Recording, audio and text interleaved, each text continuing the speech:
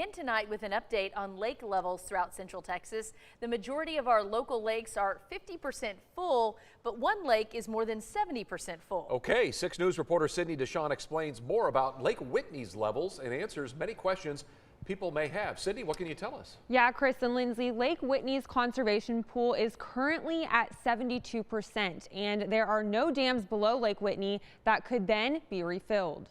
We are in significant drought. This is very similar to the drought of 2011 and 2012. Across the Lone Star State, Texans are dealing with little to no rainfall. Lake levels in Central Texas are still at historic lows.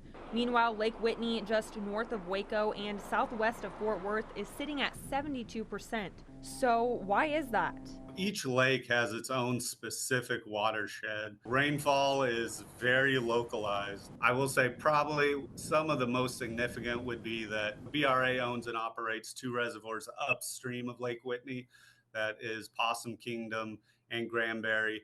And BRA will at times release water from those reservoirs. So if surrounding lake levels continue to drop, can help come from Lake Whitney? Max Strickler, lead civil engineer at U.S. Army Corps of Engineers, says Lake Whitney could potentially help other reservoirs. That would be by releasing water out of Lake Whitney into the main stem Brazos for downstream users. It's important to note 78% of Lake Whitney is owned by the Southwestern Power Administration for hydropower generation. Only 22% is owned by the Brazos River Authority.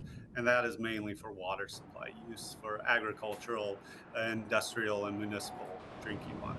The 2 entities dictate the release of the water from the conservation pool and try to keep this full for water supply. It's good to keep that conservation pool as high as we can, basically at 100% full of conservation pool, so that we're always ready for the next drought.